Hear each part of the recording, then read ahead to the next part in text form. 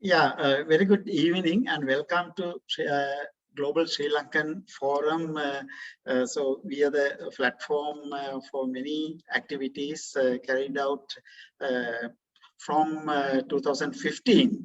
So I'm Sunil Chandrakumara, President of Global Sri Lankan Forum. And once again, thanks Dr. Srimal and other academics, intellectuals for joining us today for this important discussion. Also, we would like to thank Dr. Srimal again for introducing respected members of the Diplomatic Society, Mr. Kirtan Bhana, founding chairman of Diplomatic Society, and Advocate Ajay Sooklal.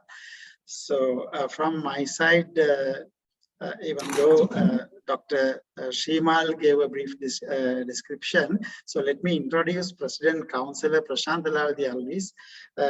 So he joined his, he obtained his LLB and LLM from University of Colombo.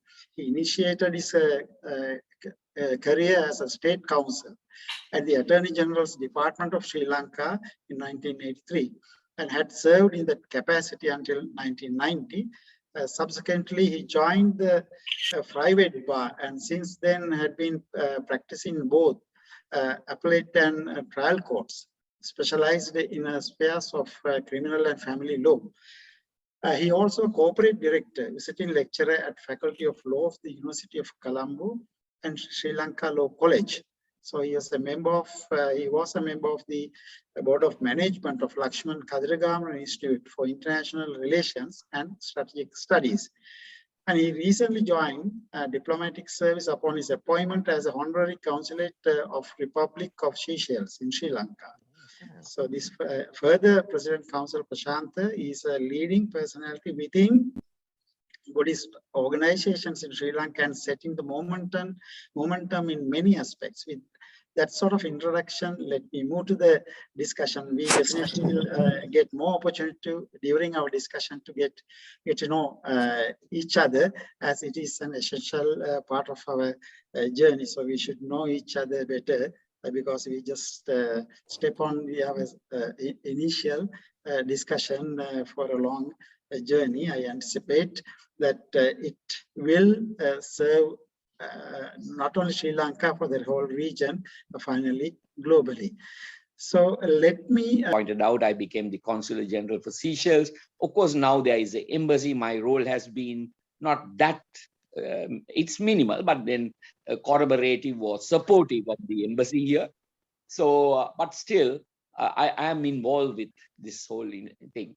And I know the value of networking for the cause of Sri Lanka, which successive governments have not been able to have a consistent foreign policy, which has made this whole scenario. So being a Rotarian, and I was the national president JCs in 1997. So I represented in Hawaii, the entire country, and or JCs you call it. So I know the value, still those friendship, my fellow national presidents, still we network, and they're all top people in different parts of the world. So I know the importance of networking. Being a Rotarian, I know the important part of networking. We managed to eradicate polio, except Nigeria, Afghanistan. So I know personally, and I believe in a strong networking. So I think that's why when Sunil asked me and Dr. Srimal asked me, I joined it because I know this is the only way forward. So I'm looking forward for the evening and for a long journey together, hopefully. Thank you, Sunil. Yeah, thank you very much for your insights. Actually, the networking is the most important thing in the corporate world as well as in our personal lives. So, I mean, no doubt about that. We can recall in 1970s, that time, late Prime Minister Srimal Bandaranaike, how she was dealing with China, India, and all of the world with the non-aligned movement. So that time we could resolve issues with India. We got the support. It is the economical backing from China, but at that time India was not against that. these are the plus points of networking, how we manage the network. So it is in our hands. So if you don't manage it effectively, then that itself can become a disaster. So with that, may I introduce Dr. Srimal Fernando to do the introduction of Diplomatic Society delegation and to carry out his remarks, please. Doctor. Thank you very much, Mr. Sunil. I mean, you gave a very elaborated manifestation of the Sri Lanka foreign policy happening from S.W. Bandaranaike to Mrs. Srimal Bandaranaike. They radicalized. They changed the diplomatic course of Sri Lanka to South-South, non-alignment, developing states. So that was our platform where we had all the South-South cooperating members in 1970s, like the non-alignment summit. How many of you? Slowly, with time. War in Sri Lanka. Now, one of the enablers of this UNHR resolution in early March to have an inquiry by the UNHRC was the issue around the war and the various issues that came out of war. But we all know that war is not sustainable.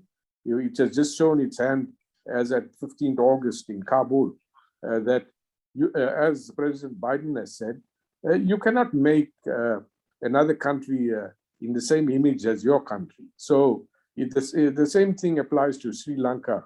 You cannot take a effort from the UNHRC and imprint such an effort and have a wartime inquiry, because in war there are no winners, there are always losers, and there's no victor and vanquished. At the end of the day, the civilian population suffers. So one must take cognizance historically of the role played by two women who are from South Africa. One was retired Judge Navi Pillay. She served as the big boss at UNHRC. And the other one is Yasmin Sooklal.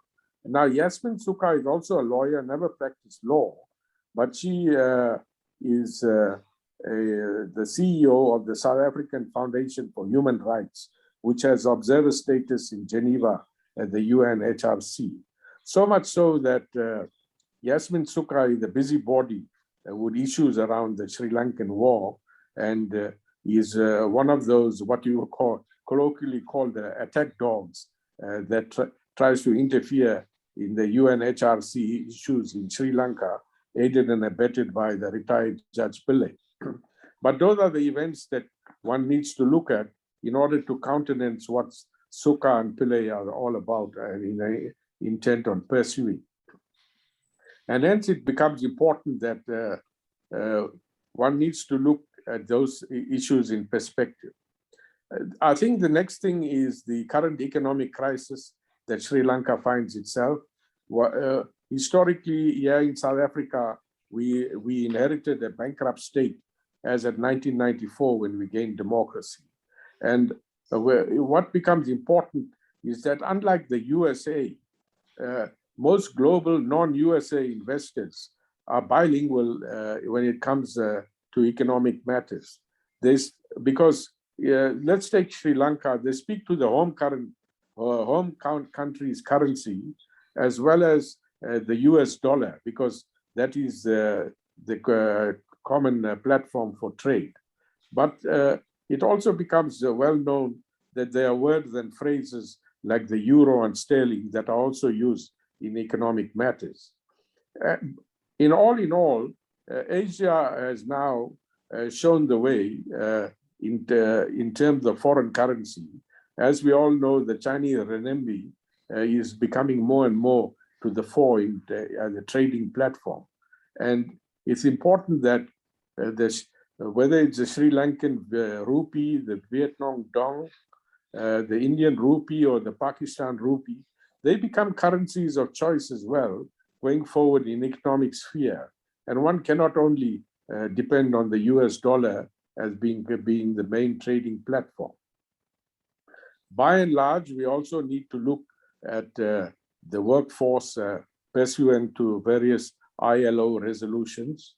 We know a country like Sri Lanka and other SAARC countries have a large semi-skilled or an unskilled workforce. But that semi-skilled and unskilled workforce leads to what we would call a selling power parity.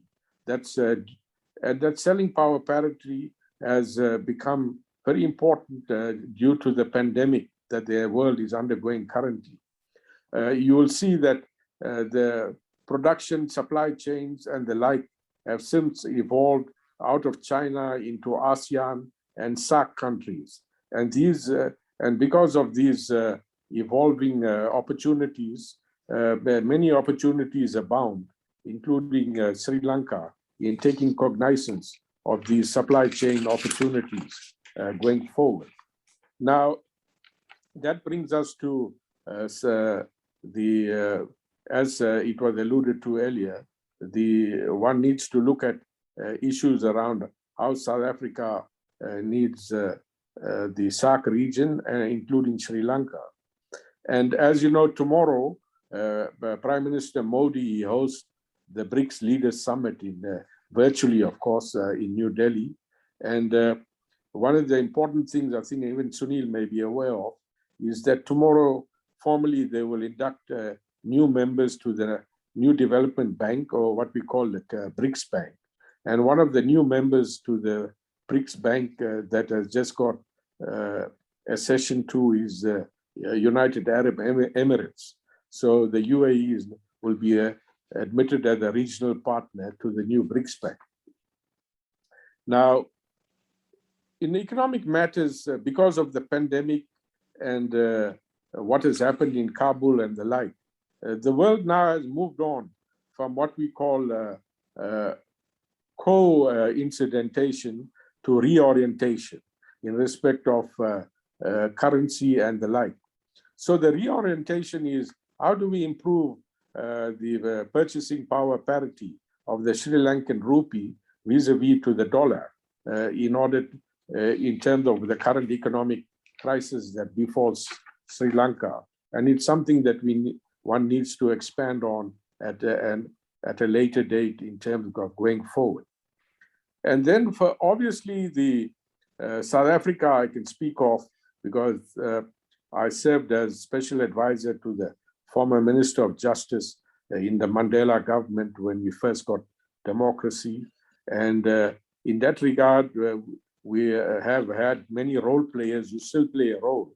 But the biggest role players is grant funders, be it the USAID, the EUAID, AUSAID, or IMF, or the World Bank.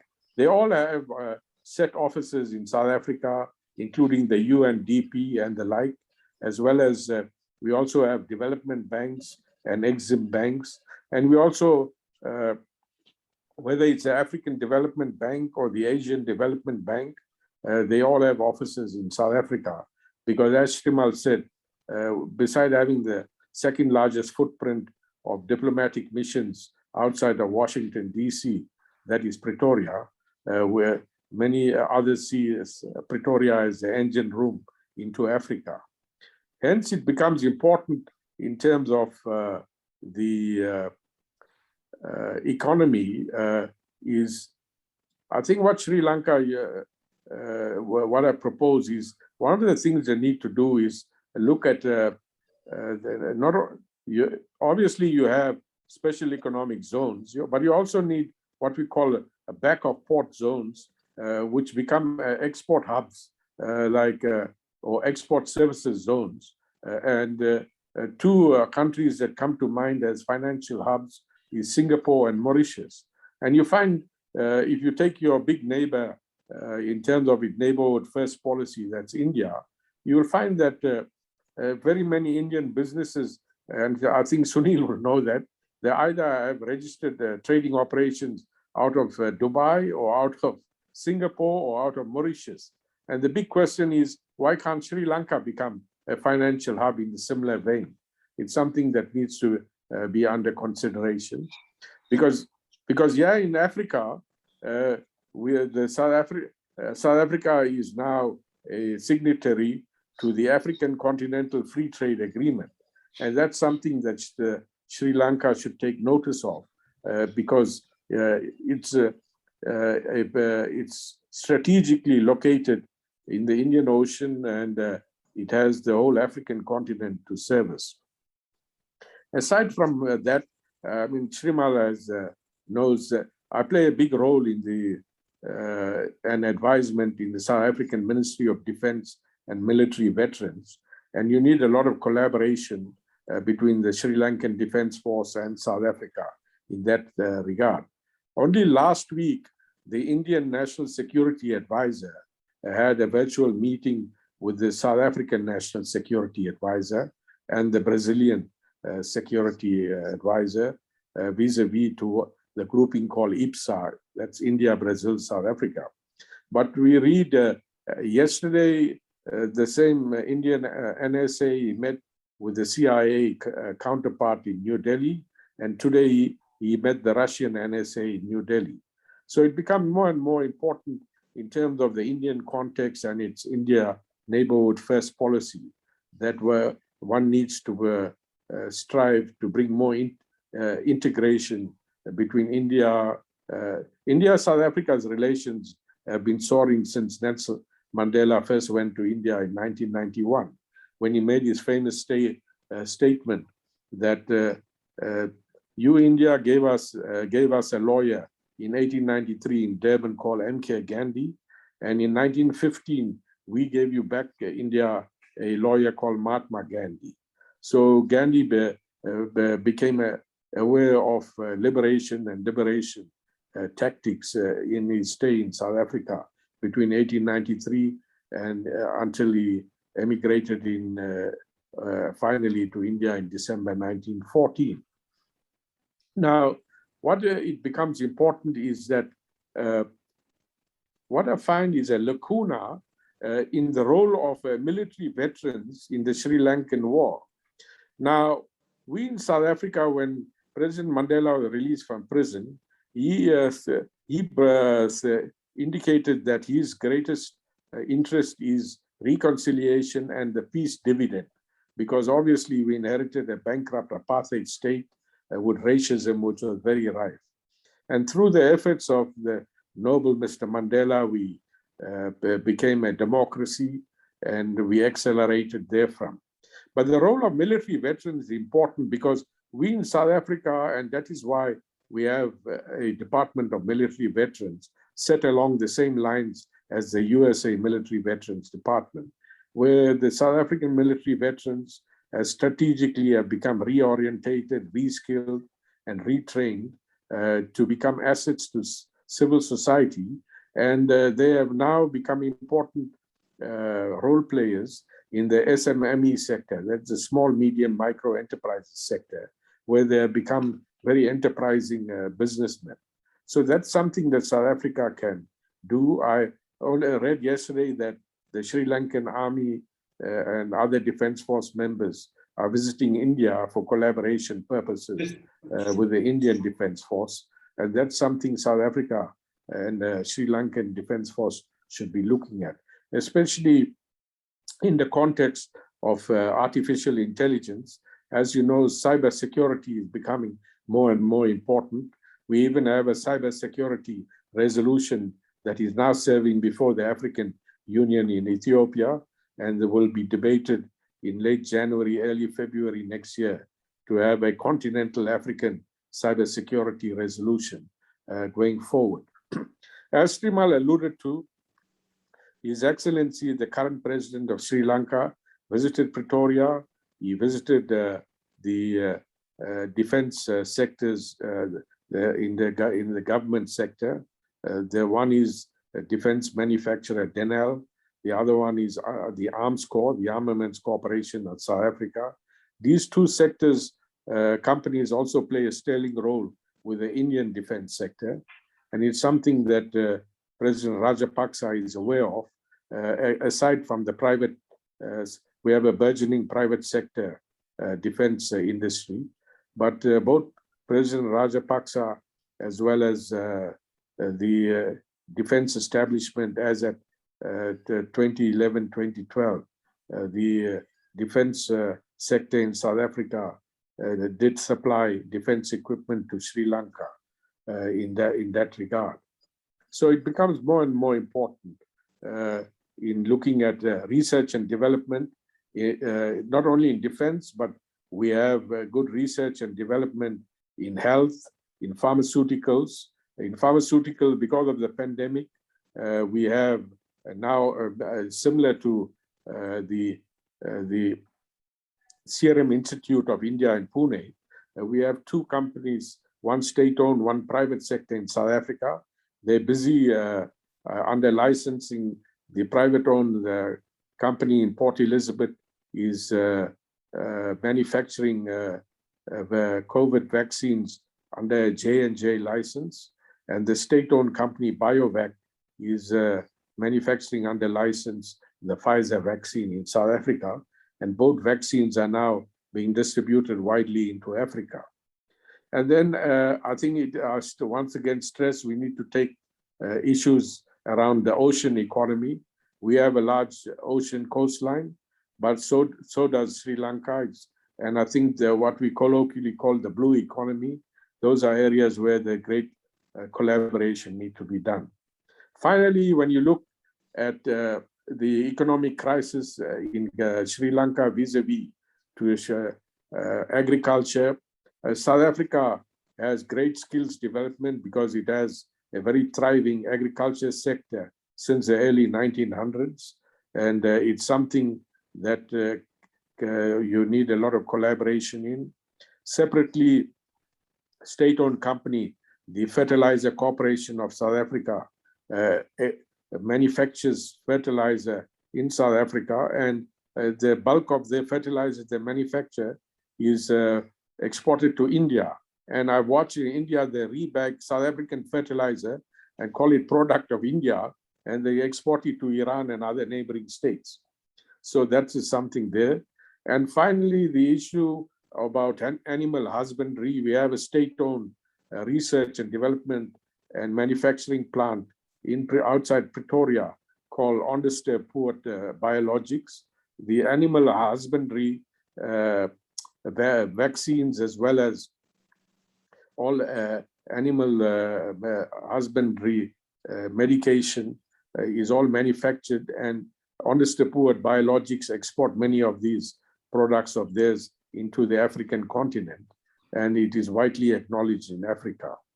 And I think finally, I'll just talk about the topic of soft power.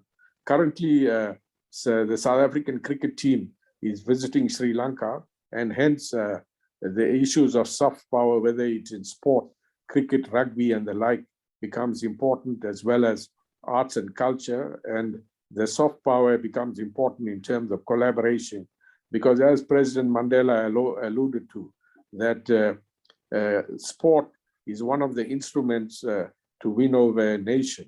And by engaging further and further into sport, you'll find the nation becomes a cohesive unit. I can go on and on talking about my experiences in Sri Lanka, including when my younger brother was ambassador, deputy ambassador in Geneva. He tells when he was posted there during the war in Sri Lanka that he was called aboard to a meeting by the Swiss and French police to talk about routine matters. And they then told him that 6 months earlier, the general practitioner in medicine had arrived from Jaffna, and he was a fundraiser for the LTT in Geneva. And subsequently, 6 months later, the wife of this medical practitioner came to report her husband missing. She says that two gentlemen came from Jaffna to speak to the husband, and that after dinner at his house in Geneva, he said he was going to drop them off at the railway station, and he disappeared thereafter. And later on, the French police indicated they suspected that this general practitioner, rather than fundraising for the LTT, half of the funds was going into his own personal account.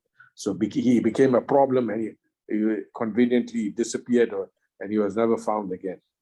So, and finally, I would say that in my experiences in Capitol Hill in USA, I had been engaged by the Sri Lankan ambassador to Pretoria in 2014, where he asked me to assist in trying to assist in Capitol Hill. I have a association with a lobbying firm in Washington, DC. And at that time, I made inquiries, and we found out that the Sri Lankan lobbying firm that was engaged in Washington, DC, was simultaneously also doing work for the Chinese government in Washington. Hence, it became a conflict of interest for my lobbying firm in Washington, DC, to collaborate further, because, as you know, even today, President Biden's focus, like previous presidents of the USA, is more on China rather than the rest of the world. With that, I'll thank you, and we'll engage further. Thank you. Thank you, Srimal. Thank you very much. Our next presenter of the concept paper to President of the Global Sri Lanka Forum and to President Councillor Prashant Lal is Kirtan Bhana. May you can summarize and tell it in Yes. in a short version, and then we can have open discussion. Correct. Ayuban and Stuti, thank you for allowing this opportunity. I think Advocate Sooklal has gone through a quite detailed as well as broad collaboration that we can have with the Global Sri Lanka Forum, as well as Sri Lanka's Foreign Ministry. Suffice for me to say, from a communication, information, media perspective, is where my expertise comes in, and this is where South Africa and Sri Lanka have such common histories, including colonization and colonialism and so forth. But even closer to conflict and post-conflict work, we established Diplomatic Society in 1997. It's 24 years actually this September, and it's a commercial independent platform. Not only media, but we consult in various things. We look at trade, we look at investment, and Ajay has pointed out quite a few of these with regards to the concept that we would like to work on, and he has been quite comprehensive in that regard. And this is where we'd like to collaborate on, but also to create awareness of what the opportunities are and how do we present them. To whether it's the UNCHR or in different countries through the Global Sri Lanka Forum. How do we present these ideas and topics so that we create, as I explained as we explained in the document, a cohesive, coordinated, and comprehensive pro-Sri Lanka perception, a platform that looks at Sri Lanka. So it's not whether so with South Africa, we had the issue of uniting a diverse population. You have the same situation in Sri Lanka. Also with regards to South Africa, which was a pariah nation, we had all the sanctions, disinvestment and so forth applied to the country so that we could beat apartheid. And to turn the table around from that point where South Africa became from a pariah nation, and we have the same situation as Sri Lanka, the euphoria that followed the freedom in our country, the democracy in our country, same with Sri Lanka. When you got your peace, there was this euphoria. But even in South Africa, we find the same situation where that euphoria has waned, and the reality of the global geopolitics has come back to South Africa to look at, to sort of haunt us. Same with Sri Lanka, and this is where we have opportunity to collaborate on. With Diplomatic Society, what I have found, and I'm not a politician, I'm in media, I'm a journalist. That's what I do. We look at trying to piece together the perceptions in the world, so to speak, international relations, the socio-economic situations, the histories of the world, and how they play a role in developing nations. Sometimes what happened with Srimal and I was we met about 11, 12 years ago, and Sri Lanka just sort of looked at peace, the conflict that ended, and how do we present Sri Lanka? And the thing that was key was, what was the benefit of this peace dividend? What is Sri Lanka? And we put out many articles and did a few different sort of events and organized different ways of putting this out there. And the key that came out was Sri Lanka's strategic location in the Indian Ocean. I mean, you've got the Middle East on one side, you have Asia, I mean, you have China, you have India, massive countries, I mean, probably second, third, fourth in the world in terms of economies. You've got ASEAN, South Asia, you've got Africa, and Sri Lanka is a pivot in this regard. And this is what we started looking at in putting this kind of information out about Sri Lanka. What's happening, even the Vesak Day that I think Mr. Chandrakumara was speaking about at the United Nations, we had an article. If you just look at our website and you Google Sri Lanka, I think there's over 50 different articles that we have written over the years in promoting and presenting Sri Lanka. And it's great to be part of this discussion, to finally come to some space where we can say, look, there are now people that can support us in putting this message out. And that is what was important for me. As like I said, with Srimal over the past 11 years, we've been, writing to government ministers, and whether it was on tourism, whether it was investment, engaging with the different high commissioners that were sent out over the different governments, writing about the Konya donations that were coming to South Africa, writing about the Sri Lankan culture, Sri Lankan art, Sri Lankan tea, which Ceylon tea is quite famous in South Africa, and Ajay was talking about Sri Lanka's involvement in trying to help us establish our own tea plantations in the Eastern Cape. So there are many, as the concept document speaks about, there are many ways that we can collaborate, cooperate, but the key is that we need to create an awareness of what happens and what happens in Sri Lanka, as President Chandrakumara was talking about the truth, about an honest or a more open discussion of what's going on in Sri Lanka. And this is what is key. It's not just about the politics, because I think sometimes even in South Africa, that's where the stories stay. That's where media looks at, the sensationalism of politics, and they're going after one politician or another. And, the opposition gets in there, jumps on a bandwagon and tries to gain political points, but not helping the people of the country. With diplomatic society, what I found, although I dealt with ambassadors, it was amazing that the embassies and the work that they've done had to find an impact on the ground.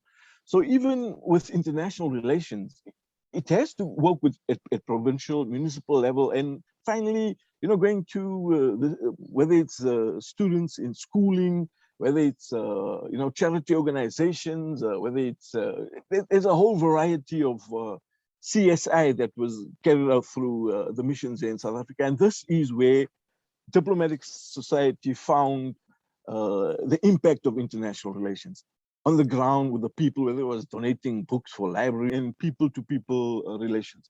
So as that, I want to stop there, and then we can take it further from any questions, any discussions. Thank you very much.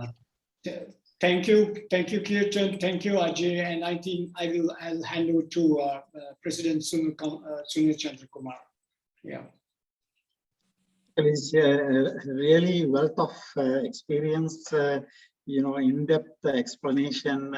I think both Ajay Sooklal and Kirtan, Bhana just enlighten us, really speaking. So it's I didn't feel that the time is passing, really speaking. It's really, it's really it's like a fairy tale for me, because it trigger my many unknown areas to look at.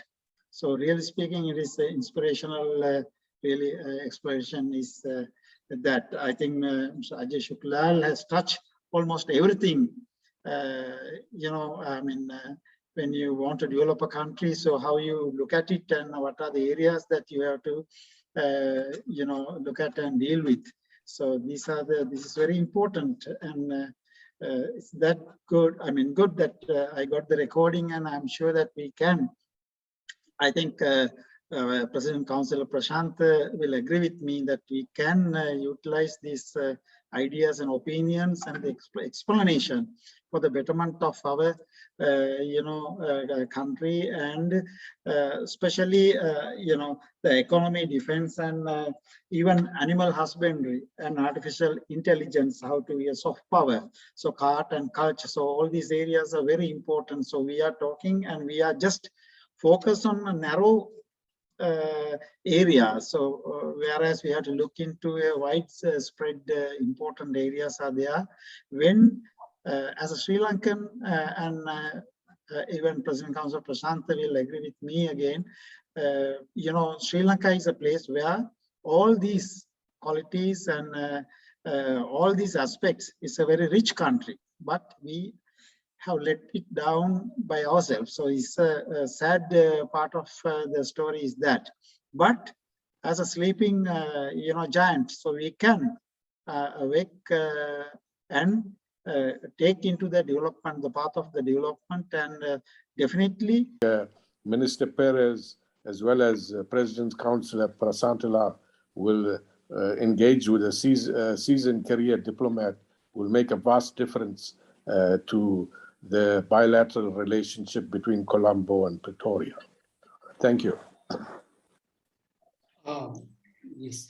Kirtan, do you want to say something? No, I think, thank you very much. I mean, it's just to say, look, we have solidarity with Sri Lanka and all the countries of the South. We understand there is a skewed perception out there, not only on Sri Lanka, but even South Africa sometimes gets, the wrong kind of information out there on what's going on. And we are committed to working to redirect this perception, to rebuild a new sort of perception about Asia, about Africa, and this is what's important for us. Yeah, thank you so much, Mr. Sunil Chandrakumara, the President of Sri Lanka Global Forum, for inviting me, as well as Advocate Ajay and Kirtan Bhana, and putting us in contact with President Councillor Prashant Lal, who is a board member of the Lakshman Kadilagaman Center, and his endeavors to introduce us to Foreign Minister J.L. Piris, Professor J.L. Piris, Honorable J.L. Piris, is a great achievement in this networking journey.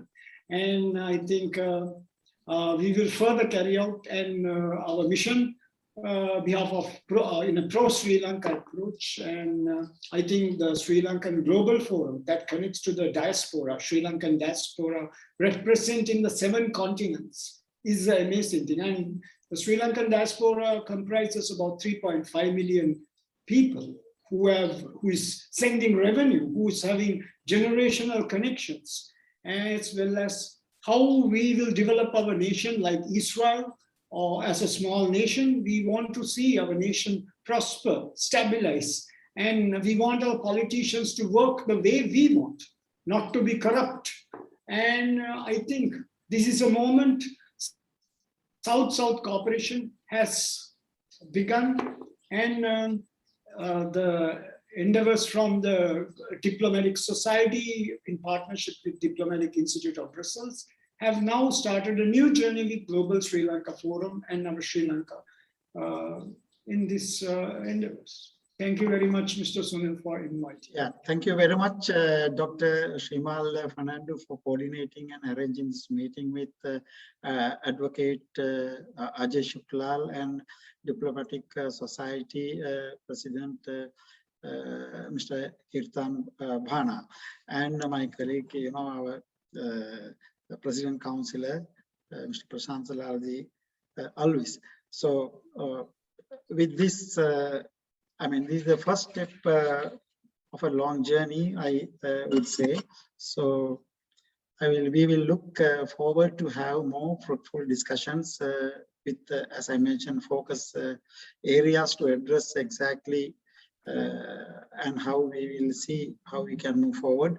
So thank you very much for giving us your precious time.